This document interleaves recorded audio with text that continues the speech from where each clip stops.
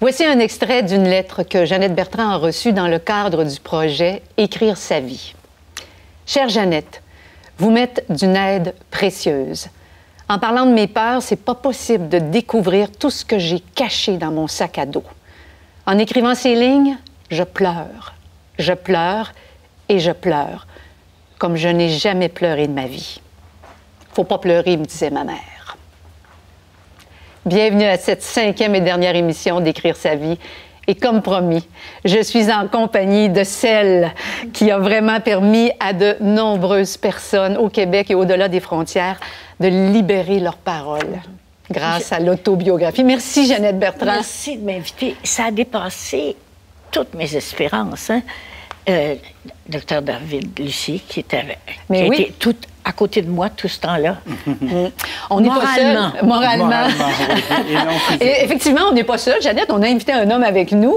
Alors, bonjour, Dr David Lucier. Bonjour. On s'est rencontrés souvent au cours de mon émission Air Libre. Je rappelle aux gens que vous êtes le directeur scientifique du Centre Avantage.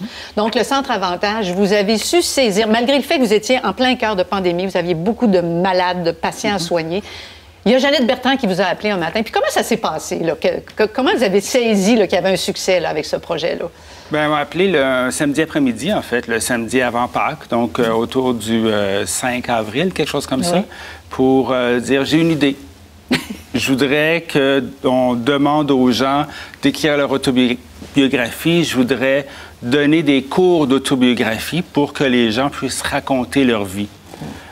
C'était vraiment ça, c'était vraiment le but d'aider, puis de se sentir utile, puis de vraiment aider les aînés qui étaient en confinement à ce moment-là à faire quelque chose. Puis elle dit, il me semble que c'est une période pour réfléchir sur sa vie, c'est une période pour faire un retour sur soi, et donc je veux les aider en donnant des cours d'autobiographie. Puis moi j'ai dit, ben là, une autobiographie, on pourrait leur dire, racontez un moment de votre vie. Ce serait assez. Elle dit non, non, non, non. C'est pas ça le projet. Non, c'est d'écrire toute leur vie. Toute leur vie, puis on était bien guidés à travers toutes les capsules. Et c'est comme ça que vous avez décidé de mettre de tourner les capsules, de les mettre sur le site Web. Et là, c'est là que MaTV, on s'est dit, ben voilà, on va essayer de l'offrir aux gens qui n'ont pas accès au Web. Mais Jeannette, êtes-vous surprise encore du succès là, que vous... Parce que vous avez lu... Vous avez reçu au-delà de 500 autobiographies cet été. Vous les avez toutes lues. Je les ai toutes lues et ça a été un plaisir. Vraiment, ça n'a pas été une corvée. À chaque fois, c'est comme si je lisais un livre, un roman. Puis je me disais, oh, un autre. Puis là, j'en prenais un autre. Puis c'est notre histoire du Québec. De 1925, date de ma naissance, à aujourd'hui, qui est-ce qui a écrit l'histoire? D'où on vient vraiment? Et j'étais contente que les régions, les fameuses régions qu'on veut toujours rejoindre, bien, elles sont venues, les régions, à moi. Et des villes que je connaissais pas, des petites villes, des villages dont j'ai jamais entendu parler. Et ils me racontaient comment leurs parents, ça a été difficile pour eux autres. Oui. Les âges, c'est entre 65 et 75 à peu près. Oui. Il y en a de plus jeunes, puis il y en a de plus vieux.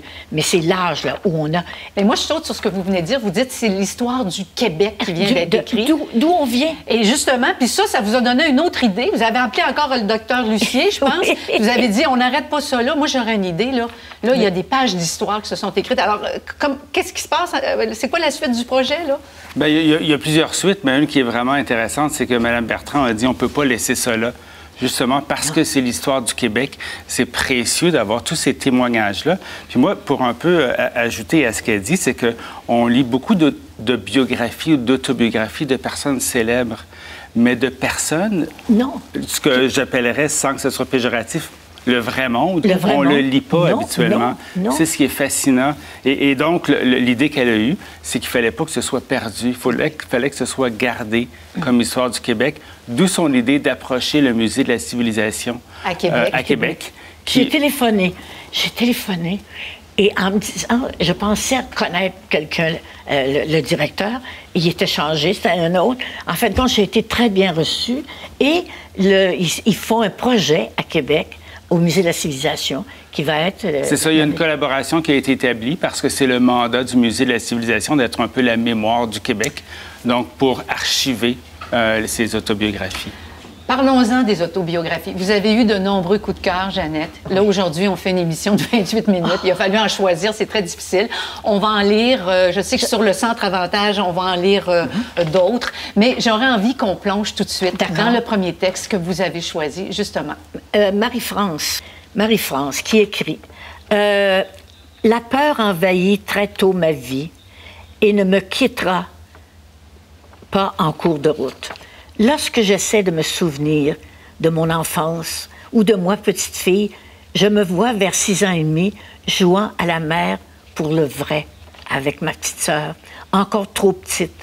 J'étais moi-même trop petite, les épaules trop étroites pour porter cette charge, pas du tout prête pour le jeu de grandes personnes. Sous les reproches répétés, malgré tous les efforts pour faire de mon mieux, je refoulais ma peine et mes pleurs, je me repliais sur moi-même. J'ai mémoire de souffrir affreusement de la gorge, surtout la nuit, en me payant des amygdalites à répétition. Je sais maintenant que le blocage provenait du trop-plein, de tout ce que je ne pouvais dire ou faire. Pour continuer à vivre tant bien que mal, mon corps a souvent souffert, me donnant ainsi une petite chance de récupérer mes forces. Je me sentais très diminuée quand on me frappait à coups de ceinture de cuir ou de tumouches. Ah, j'ai appris que les tumouches, c'était vraiment avec ça qu'on battait les enfants. Il fallait que ma mère soit au bout de son rouleau pour en arriver là. Elle devenait presque hystérique. J'avais une peur bleue des reproches, surtout lorsque je ne les méritais pas. Mais étant l'aîné de la famille, il allait de soi de subir les coups pour sauver frères et sœurs.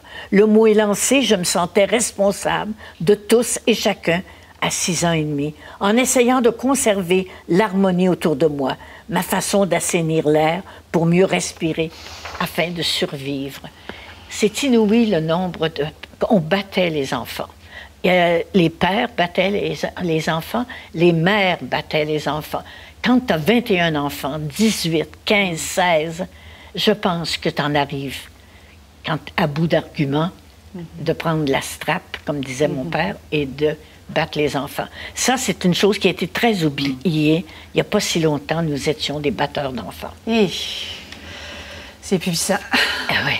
Jeannette, je vois le temps passer. Je ne sais pas si vous voulez ajouter quelque chose, docteur Lucier. Je pense que le texte parle par lui-même. Le texte parle par lui-même. Oui, on va aller avec un autre plus court et on va se rappeler à quel point la religion prenait beaucoup de place. Oui. Monsieur le curé, il lui répond. Bonjour ma fille. La raison de notre rencontre, c'est que je dois t'informer de ton devoir d'épouse. Tu sais que tu dois obéissance et soumission à ton époux.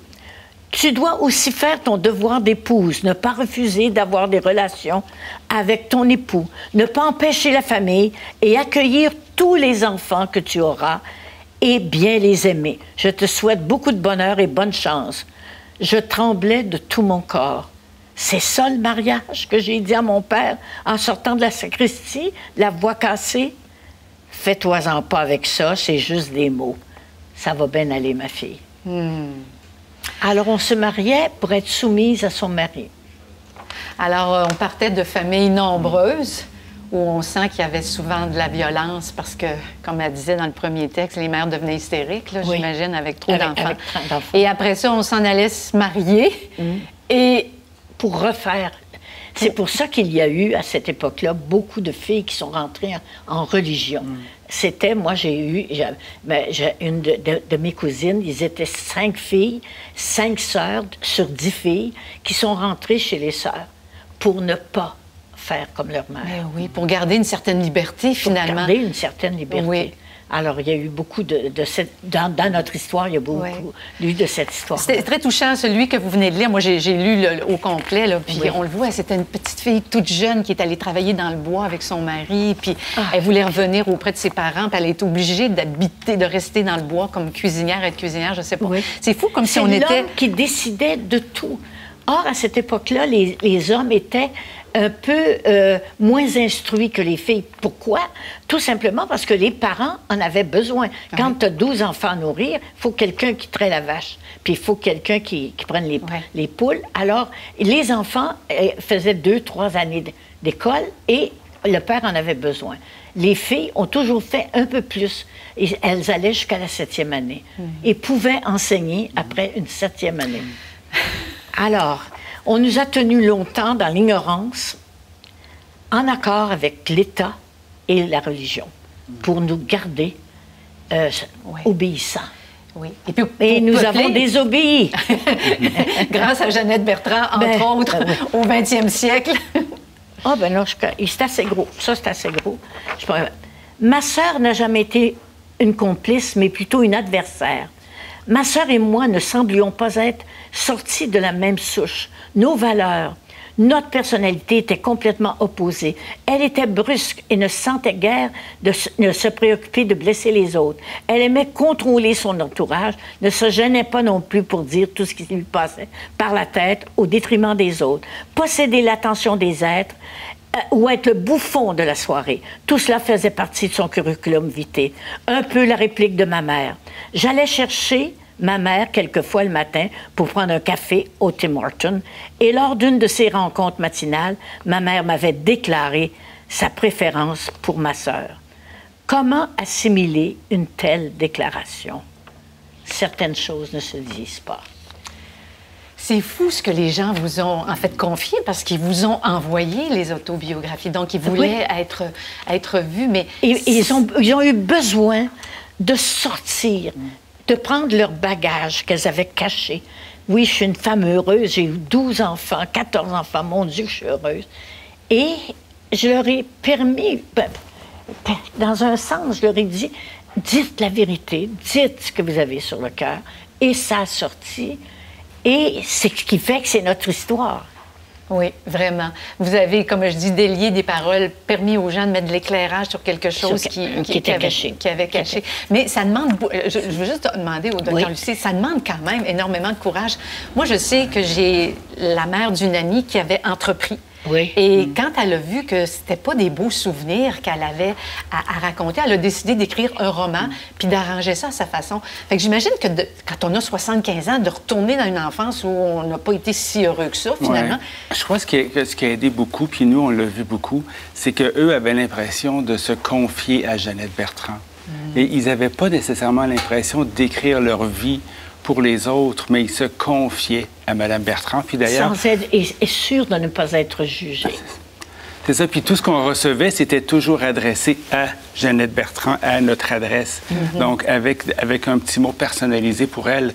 Donc, je crois que ça les aidait à s'ouvrir parce que c'était comme de se confier à quelqu'un en qui ils avaient confiance. Celles qui ont terminé, parce que c'est pas nécessaire que ça soit terminé cette année, là, ça peut aller dans 2-3 ans, terminer sa biographie, mais celles qui ont terminé me disent « ça m'a fait tellement bien, maintenant je peux regarder ma vie avec du recul, alors qu'avant tu étais encore dedans. Là, c'est comme du recul, c'est passé. » Puis c'était votre objectif. Je me souviens que dans les premières capsules qu'on a écoutées, vous disiez, des fois, vous pensez que vous n'avez pas une vie intéressante, mais allez-y. Puis je vous le dis, ça va vous faire du bien. Vous voyez que vous avez atteint... C'est une thérapie. Une thérapie. C'est sûr que c'est une thérapie. Et là, on s'en va dans d'autres eaux. C'est un homme qui vous a écrit... il y a eu 88 % de femmes qui ont écrit et le reste, des hommes. Il y en a de très bonnes. Le 17 juillet 1964 est née ma fille. Je suis devenue père et fière de l'être. C'est tout un apprentissage.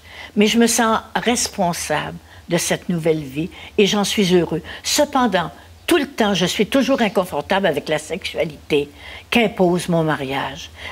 Avec la naissance de ma fille, je découvre l'amour, je ressens cet attachement. Je suis en amour avec ma fille et je lui offre toute mon affection. Mais comme je ressens un inconfort et un malaise avec ma sexualité, tous les jours, je me questionne. Comment vais-je m'en sortir? Je ne m'aime pas de ne pas pouvoir donner toute l'affection à ma conjointe. Mais ce n'est pas ce que je veux. Je suis heureux d'être père et usurpateur en même temps. Un jour, je me suis dit que j'étais incapable de m'en sortir. J'étais en voyage dans le Bas-Saint-Laurent. Il y avait beaucoup de circulation. Je débarque de mon auto et je me suis dit... je vais me jeter devant un camion à la dernière minute. Et puis je me suis dit, je n'ai pas le droit. Ma fille a besoin de son père et je dois faire face à la situation. Je n'ai jamais pu penser à me suicider, mais je me sentais toujours usurpateur. Toute ma vie, à partir de ce moment, j'agissais comme un straight afin de cacher ma triste réalité. Je me questionnais constamment. Heureusement que mon travail me tenait occupée, car dans ce type de poste, c'était les besoins du service. Alors, tous ces hommes qui se sont mariés malgré une homosexualité, et tous ces hommes qui ont été très malheureux, alors c'est un cas. Et quand on sait que l'homosexualité est encore un crime, je pense jusque dans les années 69, 70, oui. Même peut-être au-delà de ça, quelle honte que ces hommes-là devaient porter. Ça devait être tellement difficile. Puis... C'est très troublant. C'est très troublant. Il y a eu beaucoup d'hommes qui se sont vraiment confiés, si on peut dire, autant que les femmes. Mais d'autres, par contre, qui ont compris, voilà ce que j'ai fait. Et c'était que des faits. Alors, je les ai chicanés un petit peu. Vous êtes capable. Oui. Oui, parce qu'il faut dire que Mme Bertrand donne une rétroaction aussi sur un cours. Oui, j'ai écrit des notes à tout le monde. Mais voyons donc. Mais oui. 500? 500. Puis je l'ai donné à Maude, notre Maude extraordinaire. Au Centre Avantage, qui était un peu la maman de ce projet-là. Oui, c'était la maman du projet. Et puis, à qui je donne mes notes et qui les envoie, écoute, ils sont contents parce que juste se faire dire, c'est bon, continuez, ça, mais des fois, j'ai chicané un petit peu. Oui. Vous avez tenu un courrier du cœur. Hein? 17 ans. C'est ça, vous avez l'habitude de répondre. Oui, j'ai l'habitude. Un cours ici, intéressant. On va parler de sexisme. OK. Aux facultés de médecine. Je n'ai pas été à l'abri du sexisme de l'époque. Les garçons, en très grande majorité, plus d'une centaine sur 120 étudiants environ, m'ont signifié que je devrais ouvrir ma porte seule au diable de la galanterie, car j'étais parmi les gars. Je portais souvent des pantalons car je marchais tous les jours de 30 minutes pour me rendre à l'université. On me reprochait de m'habiller en homme et en plus de prendre la place de l'un d'eux. Donc, la vie à l'université, c'était pas mieux. Oui, parce que là, on est dans la fin des années 60, faculté de médecine, Université de Montréal. Elle explique qu'il y a 120 étudiants, juste 20 filles, puis les filles doivent se comporter comme des gars parce qu'ils ont volé une place aux gars. Voilà. D'ailleurs, ça s'est reflété beaucoup. Les premières femmes médecins, elles étaient habillées en hommes.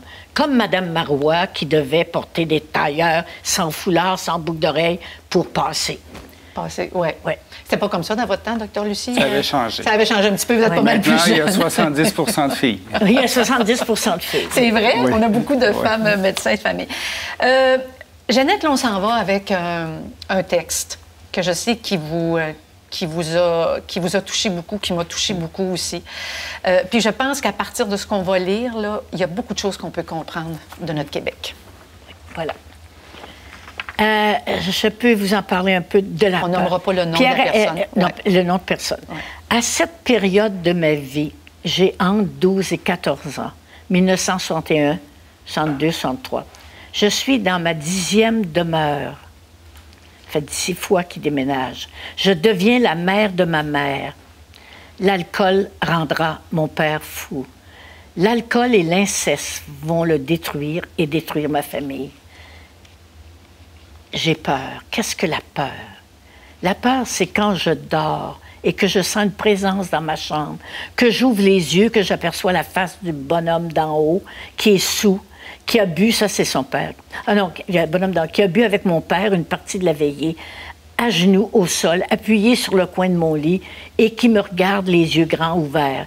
Et moi, l'apercevant, je fais semblant de rien, je me lève pour aller avertir mes parents, pour qu'ils viennent le sortir de là. Et qu'au retour, l'homme fait semblant de dormir, la tête posée sur le coin de mon lit. Oui, j'ai peur. La peur, c'est quand je me couche le soir et que je dors pendant des années avec un pied, le pied droit, qui touche le plancher au cas où quelqu'un se pointerait la face dans ma chambre. Oui, j'ai peur. J'ai peur, c'est quand mon père, depuis des mois, me fait des menaces en me disant, toi, une bonne fois, je vais te débaucher. Oui, j'ai peur. Voyons. J'ai peur, c'est quand je suis gardienne d'enfants et que mon père, qui me fait des menaces, me téléphone ou je garde en me disant, la nuit passée, je te regardais, tu dormais, tu avais l'air d'une belle petite fleur qui s'épanouit. J'ai hâte que tu reviennes. Oui, j'ai peur. La peur, c'est quand mon père charge sa carabine et qu'il dit, si j'en vois un qui bouge, je le tire. Et qui couche sa carabine chargée sur la table de la cuisine à côté de sa bouteille de bière. Et que ma mère et moi sommes assises devant lui et qu'il nous tient prisonnières. Là, oui, j'ai peur. La peur, c'est quand mon père frappe avec une force incroyable mon frère plus jeune que moi, en plein visage, pour aucune raison, avec une palette à mouches, et que j'entends un cri de douleur, un cri de mort qui me déchire les tripes, me fige le sang, me transperce le cœur. La douleur que mon frère a ressentie est innommable. Après ce cri, je n'ai jamais entendu un seul son. Ni pleurs, ni gémissements, rien ne sort de la bouche de mon frère, qui est dans la chambre d'à côté. Comme il doit souffrir, je veux prendre ma douleur. Je suis pliée en deux dans mon lit. Je pleure, j'ai mal pour mon frère. Je me dis, il l'a tué. Je voudrais aller le voir, le prendre dans mes bras. La nuit passe. Le lendemain matin, en voyant mon frère sortir de sa chambre, il est défiguré, mon frère. Il a le visage tellement gros et enflé qu'on ne le reconnaît plus, on ne voit plus ses trous de nez, ses yeux ont disparu. Mon père ne s'est jamais excusé ni demandé pardon. Oui, j'ai peur. Mais là, j'ai peur pour moi, j'ai peur de moi. Je sens la haine qui monte en moi et je me dis, si j'étais un homme, je te prendrais au bout de mes bras et je te passerais à travers le mur pour te faire disparaître à jamais.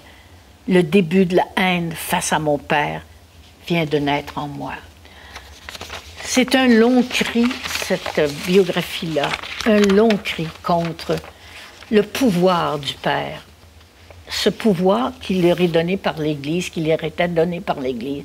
Vous êtes le représentant de Dieu dans votre famille, donc vous pouvez tout. Ce qui veut dire coucher avec votre fille, battre vos enfants, se saouler, pas gagner la vie. C'est un classique, je m'excuse là, c'est un classique, on vient de là. De cette brutalité. On vient de là. J'arriverais peut-être à le comprendre, le père. Ces hommes, ces ouvriers qui n'étaient pas instruits, qui n'avaient aucune chance de prospérer dans la vie, et ce petit pouvoir qu'ils avaient de battre les enfants, de faire peur à leurs femmes, bien, ils s'en servaient. C'est le seul pouvoir qu'il y avait au monde. Oui, puis ils devaient, de leur côté, on n'essaie pas de les excuser, bien sûr, parce que c'est tellement puissant ce que vous venez de lire, mais de leur côté, ces hommes-là, tout comme les femmes, devaient vivre une grande impuissance. Une grande souffrance, une puis grande c'est impuissance. souvent les plus fragiles qui vont écoper. Et l'alcool a fait des ravages. Ouais. Il n'y a pas eu, je me souviens, moi, de la tempérance. Là. Bon, tu sais, cette peur-là, pourquoi les filles, on a ça? La peur de l'alcool, que le gars prenne un coup, là? Non, oui. ça parle de la peur des filles que j'ai, moi. Je sors d'un restaurant, l'auto est stationnée dans une ruelle. Je dis à Donald, non, je ne vais pas y aller. Je panique, je suis avec lui. T'as peur de quoi? J'ai peur des hommes. Qu'un homme sorte puis me fasse quelque chose. Oui. L'autre nuit, je lui demande, écoute, j'ai 15 ans, je me mets les deux pieds à terre pour aller à faire pipi, et puis je reviens, puis je dis, j'ai encore d'avoir peur qu'il y ait un homme en dessous du lit. J'ai passé ma vie à avoir peur qu'il y ait un homme en dessous du lit. On est né dans la peur. La génération, on est né dans la peur. Est-ce qu'on va réussir à guérir ça? Là, je regarde, il y a un début de résilience dans le fait de l'écrire. J'imagine qu'on est dans un début de guérison. Bien, sûrement. Le fait de pouvoir le nommer, c'est sûr que c'est la première chose à faire. C'est la première chose à faire, le nommer. Oui.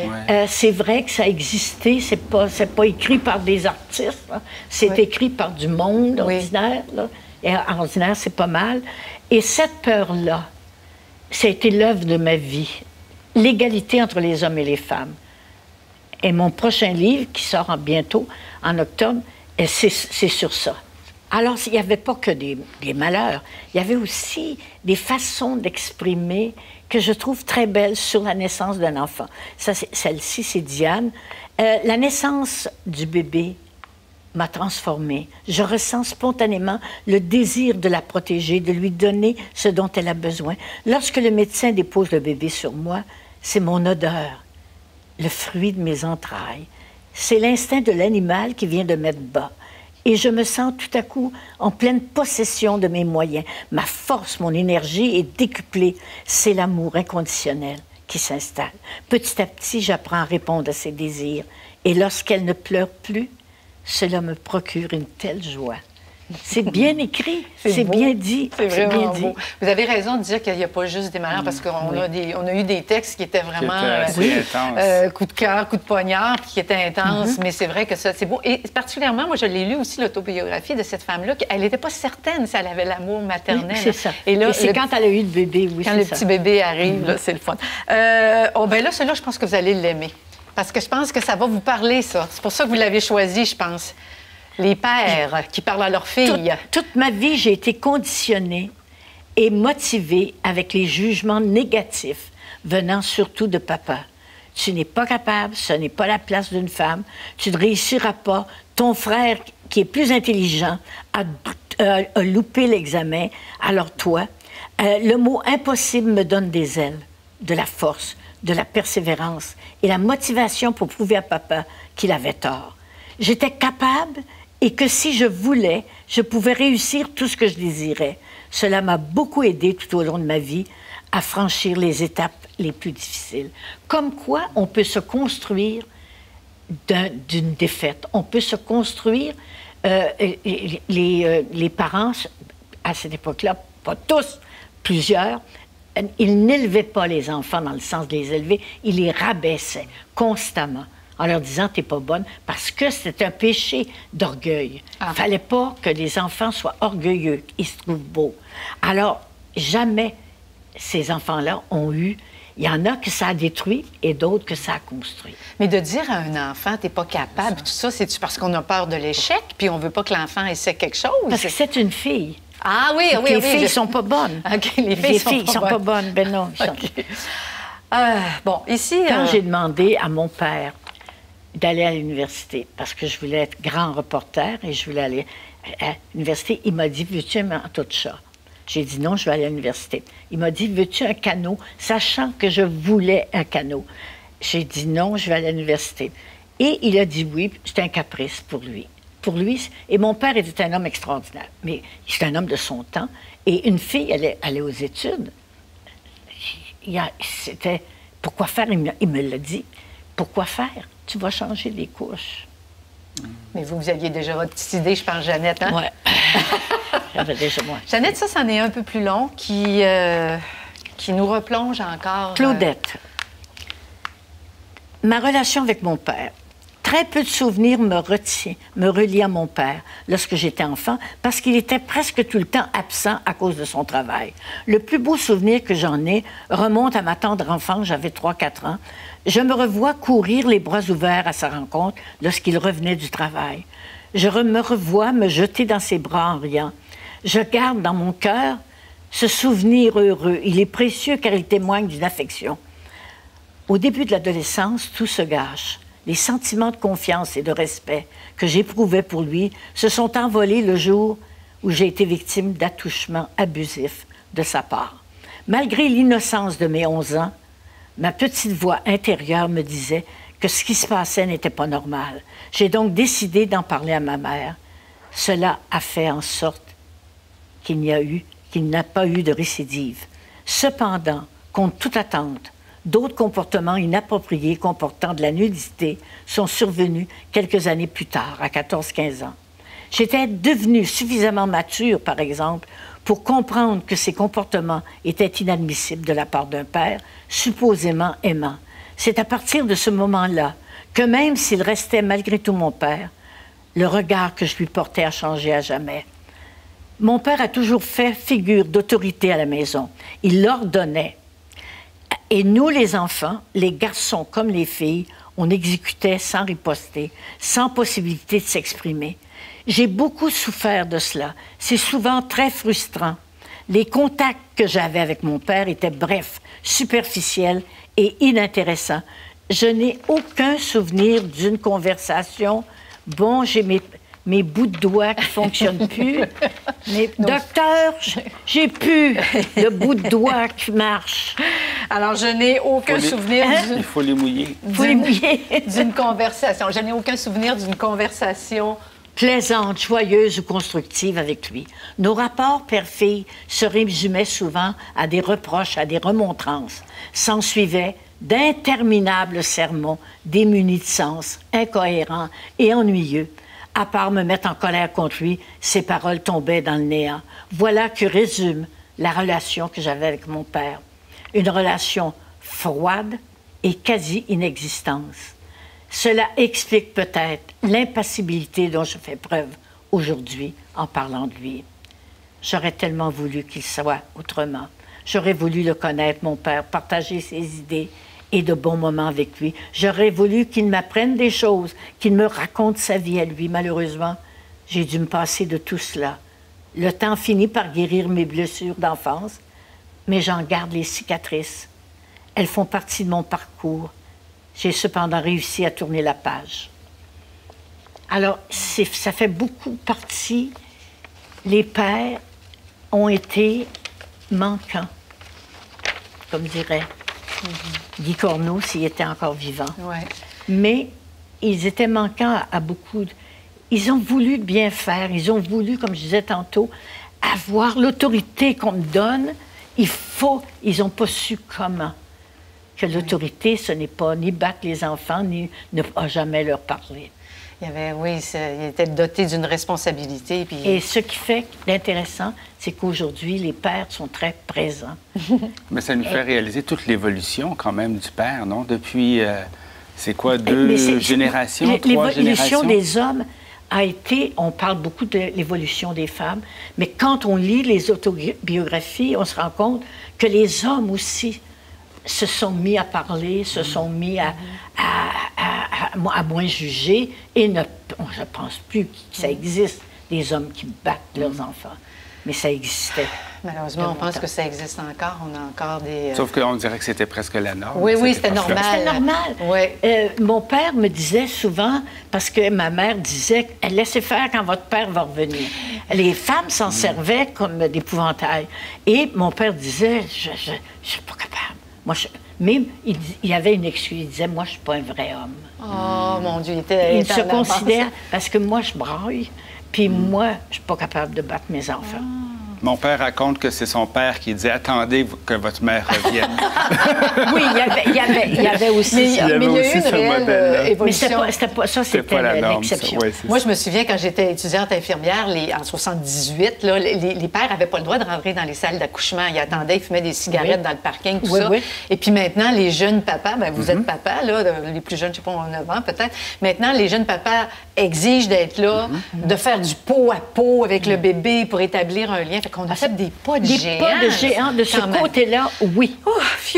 Merci, Jeannette. Bon, là, Jeannette, on s'en va parler des Beatles. Ah oui, oui. Ah oui.